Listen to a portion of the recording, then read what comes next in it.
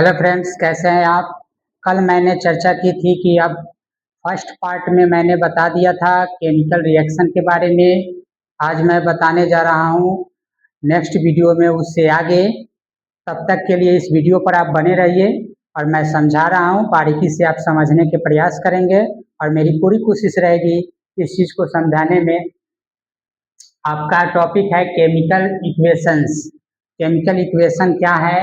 तो chemical equation यानी chemical reaction with symbol and formula. Chemical reaction जो है वह सिंबल और फार्मूला के साथ होता है। जैसे यहाँ बताया गया है आपका कि जैसे यहाँ पर H2 हाइड्रोजन है प्लस ऑक्सीजन है, दोनों गैस है, दोनों रिएक्टेंट के फॉर्म में है और ये रिएक्टेंट से क्या बन रहा है? प्रोडक्ट बन रहा है H2O। ये हाइड्रोजन गैस है प्लस ऑक्सीजन भी गैस है और यहाँ क्या बना रहा है? H2O वाटर, जल बना रहा है जो लिक्विड के फॉर्म में है। तो इस तरीके से जो बना ये कहलाता है आपका पूरी तरीके से क्या चीज? Chemical equation. यानी chemical equation very short definition है, समझने के लिए काफी है और कोई ज्यादा टफ नहीं है। यानी chemical reaction with symbol and formula, chemical reaction symbol और फार्मूला के साथ ही होता है। दूसरा जो है पॉइंट वो है आपका balance chemical reaction. Balance chemical reaction कैसे होता है, ये कैसे आप करेंगे बैलेंस, तो इस चीज के बारे में कुछ पॉइंट है जिसको आपको जानना दम अनिवार्य है। पहला है number of atoms of each element. प्रत्येक एलिमेंट के एटम की संख्या इन अ केमिकल इक्वेशन, रासायनिक समीकरण में should be same as LHS equal to RHS। यानी LHS और RHS यानी दोनों पक्ष में बराबर होता है, दोनों पक्ष में बराबर होता है। जैसे यहाँ पर बताया गया है कि A2 कोई गैस है प्लस B2 कोई गैस है, दोनों रिएक्टेंट के फॉर्म में है और ये बनाता है AB प्रोडक्ट। तो यहाँ LHS है, राइट साइड में भी सेम अमाउंट है और यहाँ लेफ्ट साइड में भी सेम अमाउंट है। यानी सेम है, इसका कहने का मतलब क्या सेम है? तो यहाँ पर आपको देखने में एटम की संख्या सेम है। यहाँ देखिए 2 है, यहाँ भी 2 है, तो टोटल कितना हो गया? 4 है ना। तो यहाँ 2 यानी 2 यहाँ भी है, 2 यहाँ भी है, यहाँ भी देखिए 2 है, यानी 2A है और 2B भी है। यहाँ 2A है, 2B भी है। तो यहाँ देखा जा रहा है कि एटम की संख्या दोनों पक्ष में यानी left hand side as well as right hand side दोनों पक्ष में इक्वल है। इतना आसान है, इसीलिए मैंने ये फर्स्ट पॉइंट में मैंने ये लिख दिया है, उसके बाद मैंने इसको इस तरह से मैंने रिप्रेजेंट किया है। अगला पॉइंट जो है कि व्हाई बैलेंस, बैलेंस करना क्यों जरूरी है? तो यहाँ पर कंजर्वेशन ऑफ मास आता है। एक कंजर्वेशन ऑफ मास क्या बताता है उसके बारे में जानेंगे तो आपको समझ में आ जाएगा कि बैलेंस करना क्यों जरूरी होता है।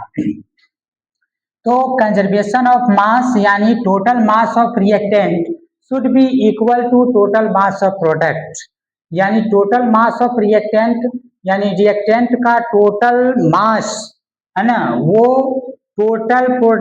टोटल मास ऑफ प्रोडक्ट के बराबर होता है। यही कंजर्वेशन ऑफ मास बताता है हमें।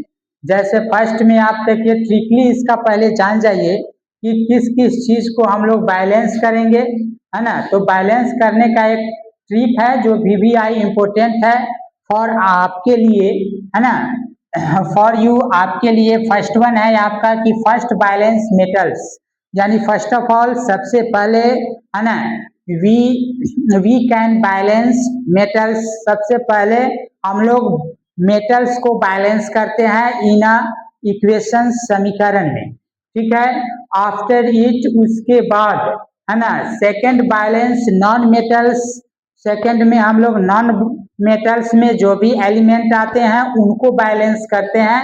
जैसे यहाँ पर देखिए क्लोरीन, ब्रोमीन, है ना, इस तरीके से सल्फर, नाइट्रोजन एंड कार्बन ये सब जो नॉन मेटल में आते हैं तो इनको बैलेंस करते हैं। थर्ड बैलेंस में होते हैं ऑक्सीजन और हाइड्रोजन को हम लोग क्या करते हैं, बैलेंस करते हैं। तो सबसे पहले थर्ड में ऑक्सीजन को बैलेंस करते हैं और लास्ट में हाइड्रोजन को हम लोग क्या करते हैं, बैलेंस करते हैं। तो ये आपका बैलेंस करने का एक ट्रिक है जो आपको याद रखना है कि मेटल्स कौन कौन है, जिंक है, फेरस है, nitrogen Al, aluminium Mg, Mn, Cu, Ca and Pb and Ba।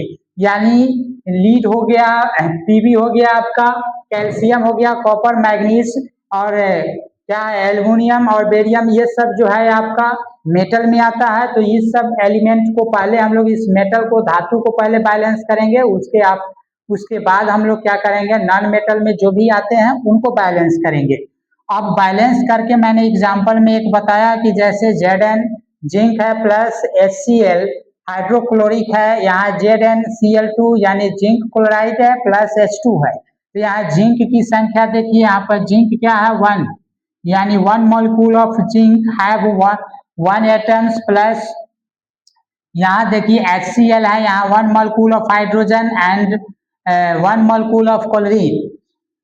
यहाँ पर देखिए 1 मॉलिक्यूल ऑफ क्या है, यहाँ पर जिंक है और 1 molecule of chlorine have 2 atoms. यहाँ पर एटम की संख्या 2 है, तो हमको भी एटम की संख्या 2 करना पड़ेगा।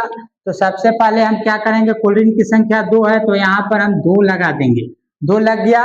अब ये 2 लग गया तो 2H हो गया, 2 क्लोरीन भी हो गया, यहाँ 2H पहले से है, 2 क्लोरीन है। तो इस तरीके से बैलेंस करते हैं। देखें आप, सबसे पहले हमने क्या किया, मेटल पर चर्चा किया, मेटल को बैलेंस करने की कोशिश की, लेकिन मेटल तो पहले से ही बैलेंस है।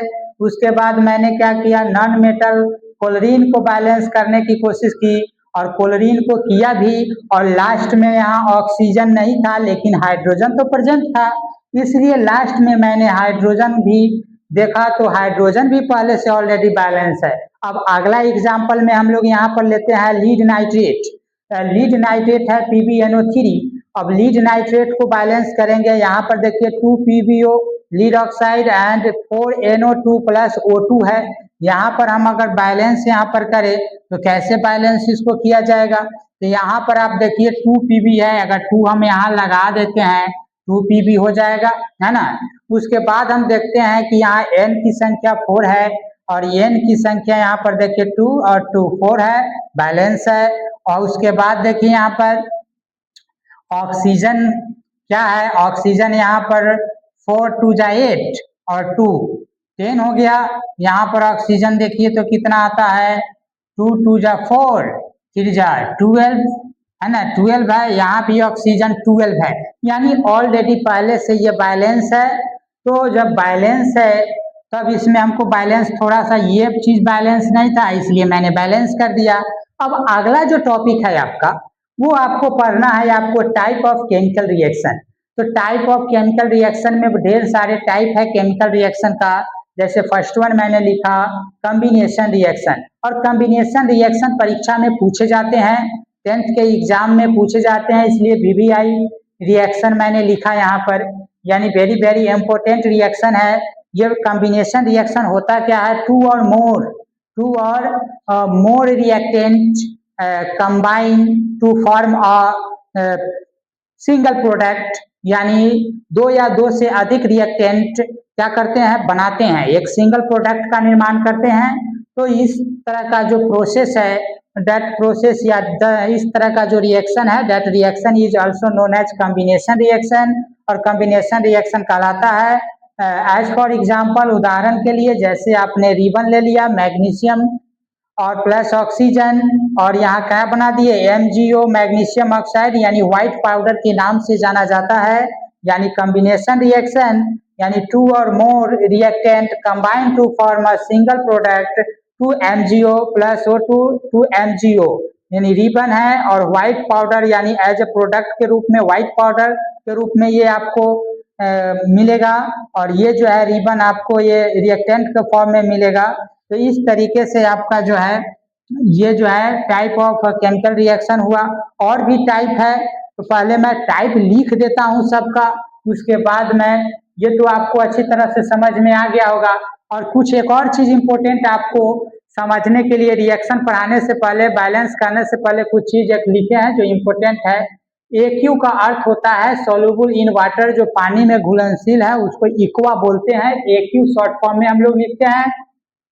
PPT यानी insoluble in water, that means precipitate बोलते हैं हम लोग इसको। क्या बोलते हैं? प्रिसिपिटेट। और S फॉर सॉलिड, इसका मतलब सॉलिड समझा जाता है। दिस एरो इंडिकेट या this arrow sign that is called gas, है ना, which have much more kinetic energy, है ना, दैट इज कॉल्ड गैस।